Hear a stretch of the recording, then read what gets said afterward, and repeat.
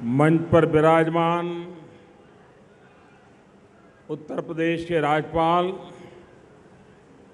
श्रीमान राम नाईक जी, केंद्र में मंत्रिपरिषद के मेरे साथी श्री धर्मेंद्र प्रधान जी, इसी धरती के संतान मंत्रिपरिषद के मेरे साथी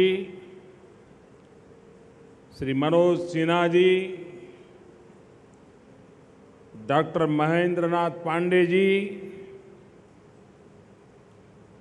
सुश्री अनुप्रिया पटेल जी, राज्य सरकार में मंत्री श्री त्रिपाठी जी, भारतीय जनता पार्टी उत्तर प्रदेश के युवा अध्यक्ष और सांसद में मेरे साथी श्रीमान केशव प्रसाद मौर्य जी, सांसद श्री रामचरित्र निषाद जी, मेयर श्रीमान राम गोपाल जी और विशाल संख्या में पधारे हुए प्यारे भाइयों और बहनों, मैं सबसे पहले काशी वासियों का आभार व्यक्त करना चाहता हूं, उनका धन्यवाद करना चाहता हूं।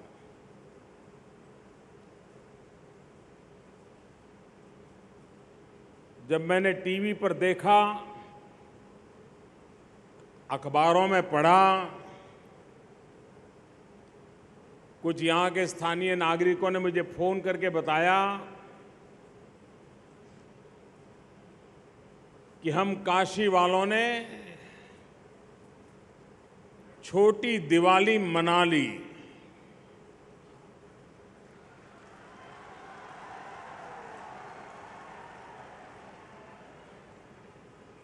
उनतीस सितंबर को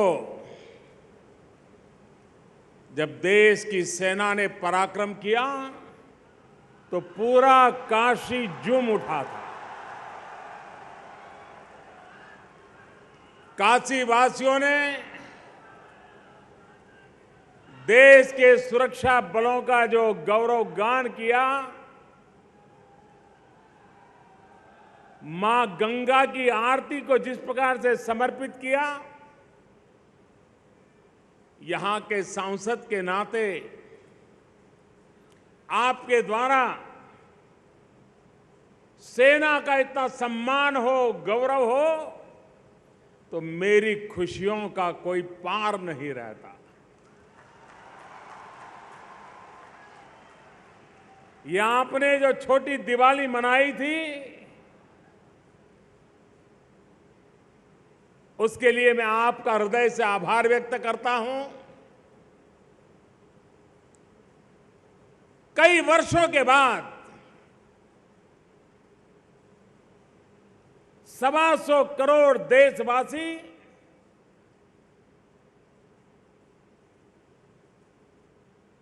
सेना के जवानों को एहसास कराने में सफल हुए हैं कि आप अकेले नहीं हैं।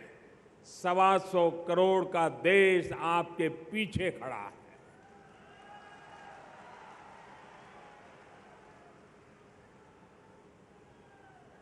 अब हम बड़ी दिवाली मनाने जा रहे हैं। हम तो अपने परिवार के साथ दिवाली मनाएंगे, अपनों के बीच खुशियां बांटेंगे, दिए जलाएंगे, अंधेरा हटाएंगे, रोशनी लाएंगे, सब कुछ करेंगे। लेकिन ये तब संभव होता है जब किसी मां का लाल सीमा पर तैनात होकर के हम लोगों के सुख चैन के लिए अपने आप को खपा देता है।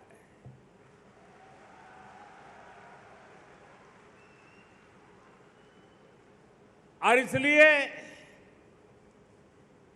छोटी दिवाली मना करके देश को आपने दिशा दी।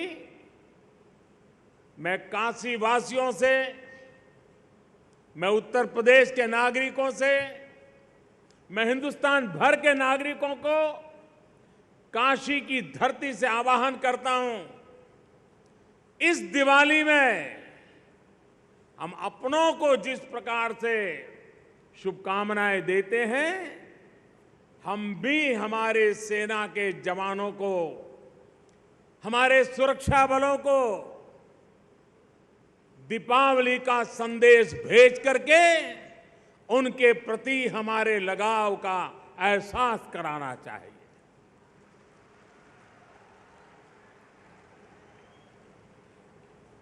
चाहे वो थल सेना हो, चाहे वो जल सेना हो, चाहे वो वायु सेना हो, चाहे वो कोस्ट गार्ड में हो, चाहे वो इंडो टिबेटियन फोर्स में हो, चाहे वो असम राइफल में हो, चाहे वो बीएसएफ में हो, चाहे वो सीआरपीएफ में हो, हर कोई 125 करोड़ देशवासियों की सुरक्षा के लिए तैनात है। इस दीपावली में हम सबकी तरफ से उनको एक संदेश जाना चाहिए। भेजोगे? आवाज उधर से आ रही है, इधर क्या हो गया? भेजोगे? सबको अलग अलग पूछना पड़ रहा है। सब लोग एक साथ बताइए, भेजोगे? कैसे भेजोगे? आप अपने मोबाइल से 1922-1922 इस नंबर पर मिस कॉल करना। वहां आपको एक मैसेज आएगा। उस मैसेज से आप नरेंद्र मोदी ऐप अपने मोबाइल फोन पर डाउनलोड कर सकते हैं और उसमें सेना के जवानों को संदेश भेजने के लिए एक जगह है, उससे आप संदेश भेजेंगे, देश के सुरक्षा बलों को आपका संदेश पहुंचेगा।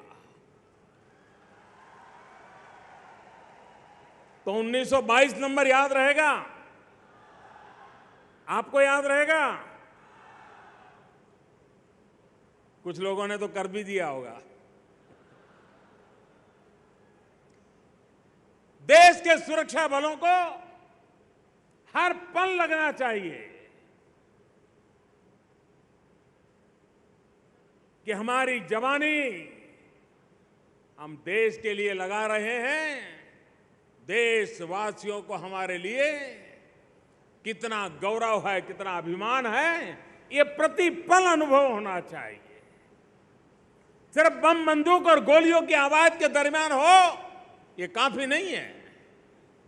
दुनिया के कई देशों में अगर सेना के जवान, सुरक्षा बल के जवान हवाई जहाज में जा रहे हो, रेलवे में जा रहे हो और वहां सब पैसेंजर जब उनको देखते हैं, सब खड़े होकर के तालियों से उनका गौरवगान करते हैं और वो वहां से गुजरते रहते हैं।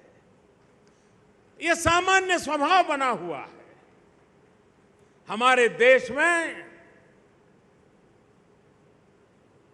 विशिष्ट परिस्थिति पैदा होती है, पराक्रम की बात आती है, तब तो वो आ जाता है, सब कुछ भक्ति एकदम से उमड़ पड़ती है, लेकिन फिर धीरे धीरे ठंडा हो जाता है। सेना के साथ, सुरक्षा बलों के साथ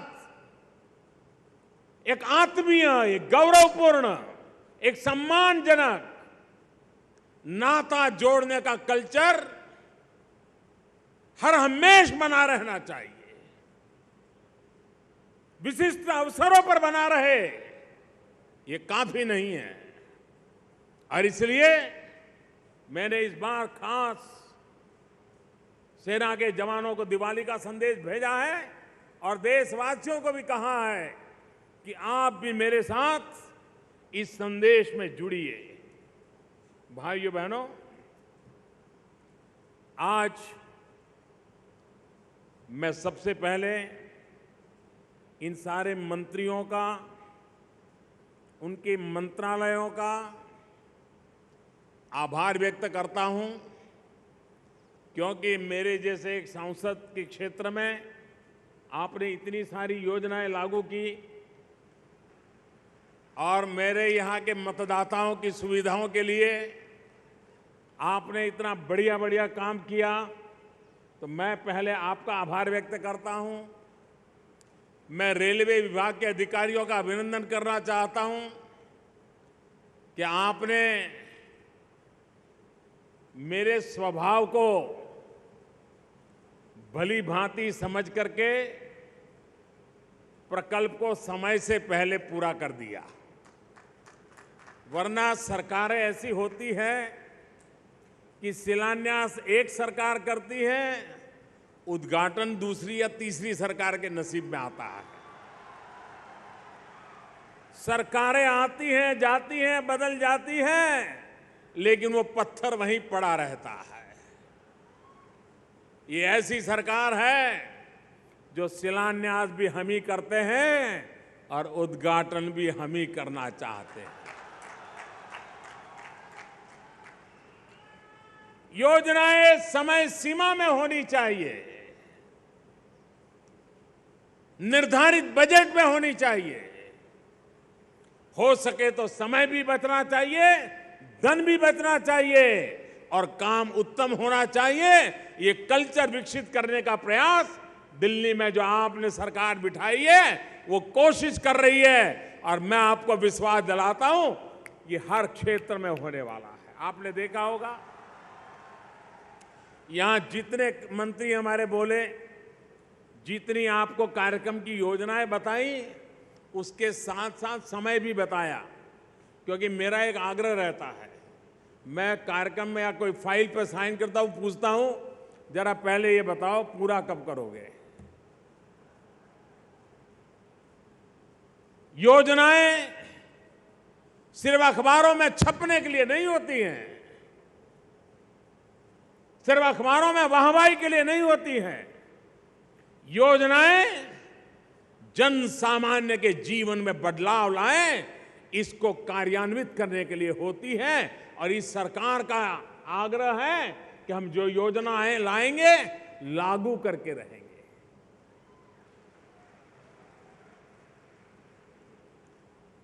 अब यहां आपने अभी देखा सुकन्या समृद्धि योजना।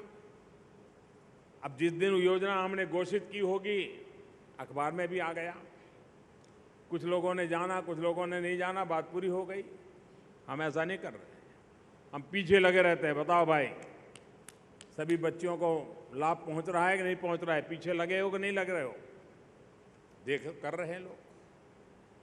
यहां आपने देखा कुछ परिवारों को गैस सिलेंडर देने का मुझे अवसर मिला। हमें मालूम है गैस सिलेंडर पाना पहले कितनी दिक्कत का काम हुआ करता था। सिफारिश लगानी पड़ती थी, एमपी साहब के अगल बगल में जाना पड़ता था। बड़े बड़े अफसर भी एमपी को पकड़ते थे कि साहब मेरी ट्रांसफर यहाँ हुई है, मैं यहाँ आया हूँ, जरा गैस का कनेक्शन मिल जाए, देखिए ना मेरी मुसीबत है। और एमपी को 25 कूपन मिला करती थी गैस का कनेक्शन दिलवाने के लिए, और वो एमपी 25 कूपन लेकर के घूमता रहता था। उसके पीछे 200 लोग घूमते रहते थे, साहब एक कूपन मुझे भी दीजिए ना। ये सब चला गया। सरकार सामने से गरीबों को ढूंढ रही है, गरीबों के घर को ढूंढ रही है। और मेरा सपना है 3 साल में हिंदुस्तान के गरीब परिवारों के घर में, जहां लकड़ी का चूल्हा जलता है, हर दिन मां के शरीर में खाना पकाने में 400 सिगारेट जितना धुआं जाता है, उन माताओं को उस धुएं से बचाना है। गरीब के घर में गैस का चूल्हा जलाना है, ये कोशिश कर रहा है। लेकिन इसके साथ साथ आज वाराणसी में पाइपलाइन से गैस का कार्यक्रम का शिलान्यास हो रहा है। रसोई घर में नलके से भी पानी अभी हर घर में आता होगा कि नहीं आता होगा मुझे मालूम नहीं है। अभी भी लोगों को घर के बाहर शायद पानी लेने के लिए जाना पड़ता होगा। मेरी कोशिश है और खास करके काशी की माताएं बहनें मुझे आशीर्वाद दीजिए कि अब रसोई घर में ऐसे ही चकली यूं करोगे तो गैस आ जाएगा, खाना पकना शुरू हो जाएगा। निर्धारित समय में सैकड़ों करोड़ों रुपया खर्च करके एक गैस की पाइपलाइन बिछाने की दिशा में आज कार्य आरंभ हो रहा है। इकोनॉमी में ऊर्जा का बहुत बड़ा महत्व होता है। गैस आधारित इकोनॉमी, फर्टिलाइजर के उत्पादन में गैस की जरूरत होती है और उसके लिए जगदीशपुर हल्दिया ये जो पाइपलाइन का काम था वो तो होना ही होना है, ट्रंक पाइपलाइन।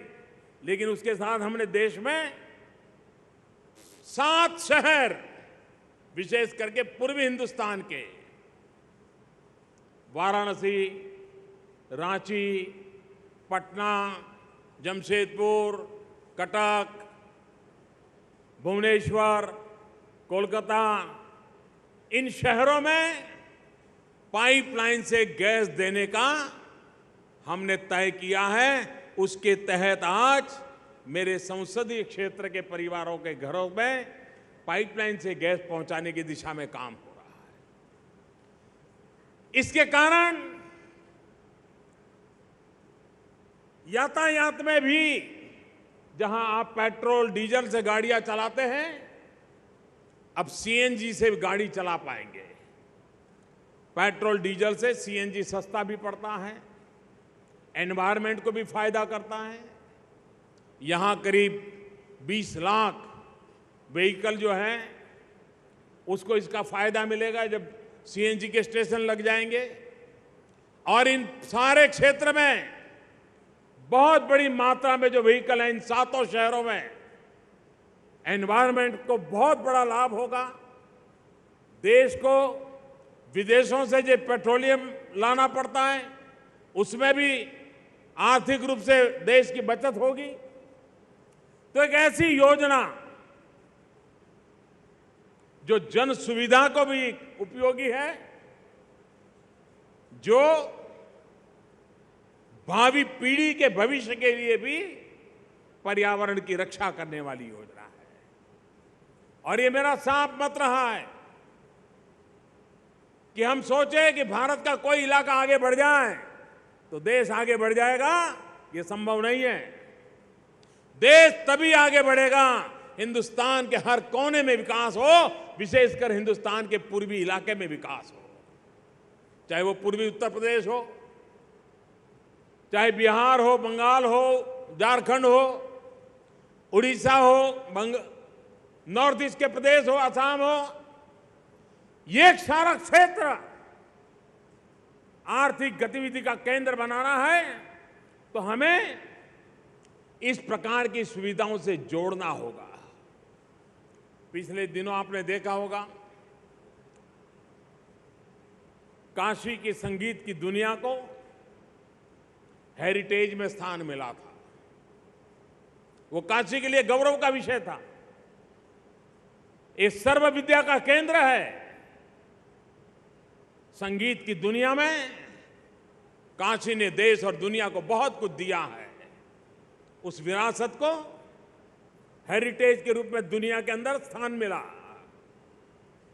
उसी से प्रेरणा लेकर के आज काशी का पोस्टल स्टैंप, और मैं चाहूंगा कि काशी के लोग तो अपनी डाक में ये काशी का ही पोस्टल स्टैंप लगाने की आदत डालें। वो अपने आप में आपका परिचय बढ़ाता है और एक बार पोस्टल स्टैंप जाता है दुनिया में टूरिज्म के लिए वो एक उपकारक होता है, उसे एक पहचान बनती है, काशी का गौरवगान होता है। बहुत पहले शहरों की डाक टिकट की कल्पना हुई थी हमारे देश में, लेकिन वो मामला आगे बढ़ा नहीं।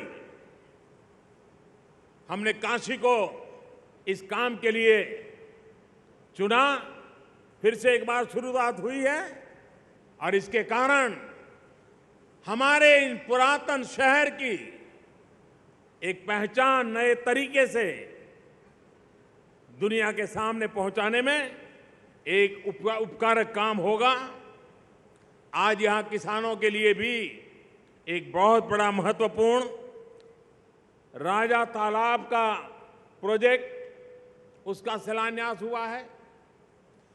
हमारे किसान बड़े शहरों के अगल बगल में सब्जी पैदा करते हैं। ये राजा तालाब एक ऐसी जगह है जो पूरब, पश्चिम और उत्तर रोड की और रेल की कनेक्टिविटी के लिए बहुत सेंटर पॉइंट है, और यही इलाका है जहां सबसे ज्यादा हमारे किसान सब्जी और फलों की खेती करते हैं, फूलों की खेती करते हैं। अगर उनको इस प्रकार की सुविधा मिले और उनका ये वेस्टेज बच जाए और ट्रांसपोर्टेशन के लिए सुविधा उपलब्ध हो जाए, तो हमारे किसान को सबसे ज्यादा फायदा होगा। और ये व्यवस्था ऐसी है जो इस इलाके के किसानों के लिए बहुत उपकारक होने वाली है।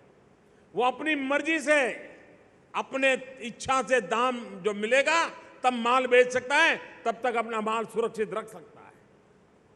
और सुरक्षा मिल जाए, व्यवस्था मिल जाए, ट्रांसपोर्टेशन की सुविधा से वो कनेक्टेड हो, तो किसान न सिर्फ इस इलाके में, वो कलकत्ता लेकर से दिल्ली तक कहीं पर भी अपनी सब्जियां बेचने के लिए पहुंचा सकता है।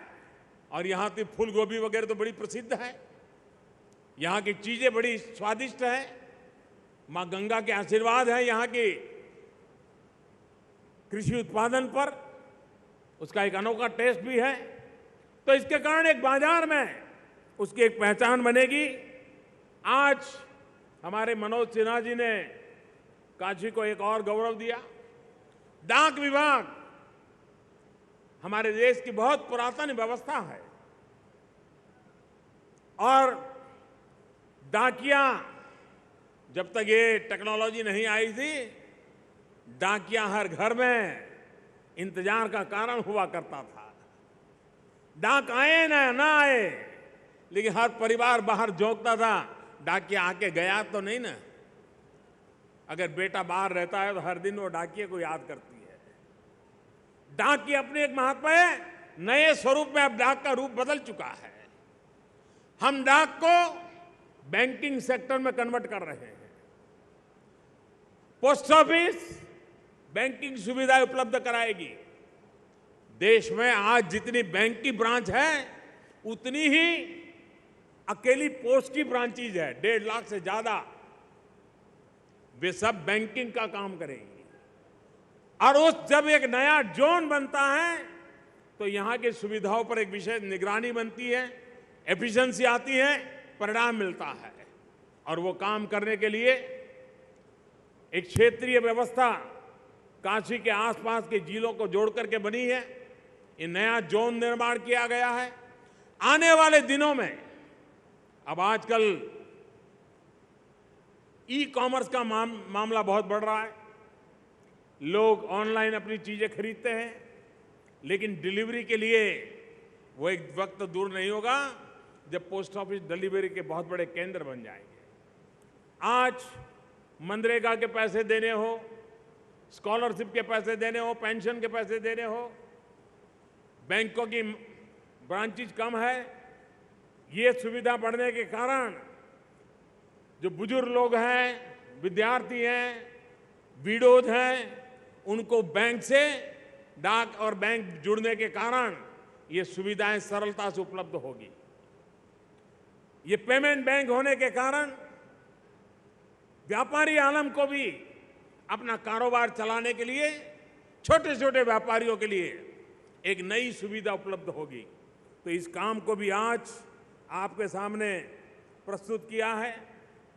रेल हमारे देश की बहुत पुरानी व्यवस्था, लेकिन वो ऐसी फंस गई, उसका उपयोग सिर्फ पार्लियामेंट में जब बजट आता था और रेल मंत्री हजारों लाखों करोड़ की योजनाएं बनाए, कोई एमपी सुनता नहीं था। लेकिन जैसा ही वे बोलना शुरू करते थे कि फलाने शहर से फलाने शहर तक एक डिब्बा जोड़ दिया जाएगा, तुरंत एमपी तालियां बजाना शुरू करते थे। फलानी जगह पर स्टॉपेज दिया जाएगा, तालियां बजती थी। फलानी जगह पर नई ट्रेन लगाई जाए, तालियां बजती थी। रेलवे बजट इसी पर सीमित हो गया, क्योंकि किस एमपी की किस इलाके में ट्रेन रुकेगी या नहीं रुकेगी, जाएगी या नहीं जाएगी, यहां पर रेल सीमित हो गई। हमने सपना देखा है रेल भारत की, इतना बड़ा नेटवर्क है, लेकिन उसके हाल चाल, रूप, रंग, ढंग पिछली शताब्दी के हैं। रेल को आधुनिक बनाने की आवश्यकता है, रेल की स्पीड बढ़ाने की आवश्यकता है, रेल को इलेक्ट्रिकल कन्वर्जन की आवश्यकता है, गेज कन्वर्जन की आवश्यकता है, दूर सुदूर इलाकों के साथ जोड़ने की आवश्यकता है। और इसलिए एक बहुत बड़ा प्लान, और जैसा हमारे रेल मंत्री जी कह रहे थे, आजादी के बाद जितने रुपये खर्च किए गए पिछले 2.5 साल में, मैं कह सकता हूं इतने वर्षों में जितना काम नहीं हुआ, इतने महीनों में रेलवे के पीछे हमने लगाया है। और उसी के तहत ये जब इलाहाबाद डबल लाइन हो जाएगी, नया ब्रिज बन जाएगा, गति भी बढ़ेगी, व्यापार को भी फायदा होगा। और एक बार इस प्रकार की गतिशील इंफ्रास्ट्रक्चर उपलब्ध हो जाता है तो आर्थिक गतिविधि भी तेज हो जाती है। ये सिर्फ पटरियों का खेल नहीं है, ये सिर्फ एक ट्रेन दौड़ने वाला खेल नहीं है, ये पूरी इकोनॉमी को बदल देता है। और इस काम के लिए ये बड़ा अहम कदम आज यहां पर हमने उठाया है और उसका भी लाभ आपके साथ होने वाला है। आज बिजली के लिए भी एक लोकार्पण हुआ।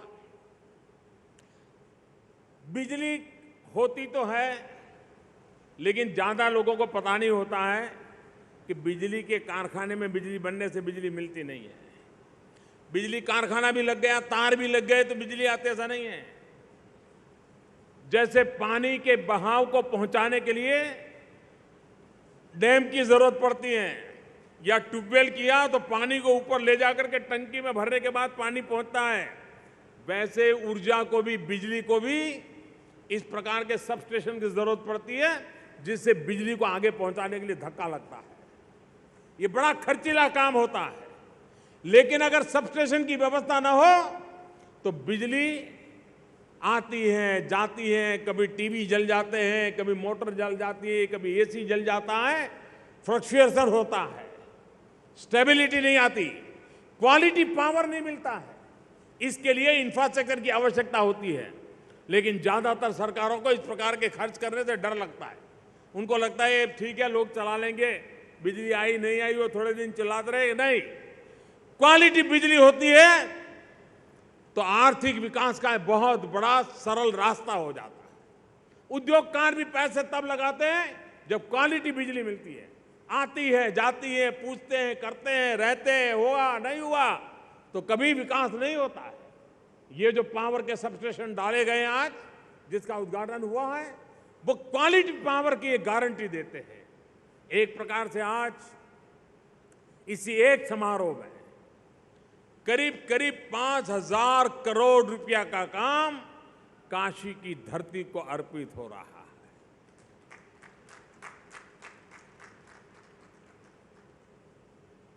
ये छोटा काम नहीं है। और बड़ी बड़ी योजनाएं मैं कहूं तो आज 7 योजनाएं मेरे काशी वासियों को या तो लोकार्पण के रूप में या शिलान्यास के रूप में आपके सामने मैंने रखी है। एक प्रकार से ये सप्तर्षि है। जैसे आसमान में सप्तर्षि दिशा का काम करते हैं, सप्तऋषि को देख करके समंदर में नाविक अपनी दिशा तय करता है। पहले के जमाने में जंगलों में रास्ता काटने वाले लोग उन सप्तर्षि को देख करके अपनी राह तय करते थे अंधेरे में। ये सप्तर्षि काशी की विकास की राह तय करने वाला एक अहम कदम आज सप्तर्षि के रूप में आज काशी की धरती को मुझे देने का सौभाग्य मिला है। काशी का अविरत प्यार मुझे मिलता रहा है, भरपूर प्यार मिलता रहा है। मैं आपका हृदय से बहुत बहुत आभारी हूं और मुझे विश्वास है कि विकास की यात्रा तेज गति से पूरे पूर्वी भारत को बदलने का काम करेगी और काशी अपनी ताकत दिखा के रहेगी। इस विश्वास के साथ आप सबका बहुत बहुत धन्यवाद।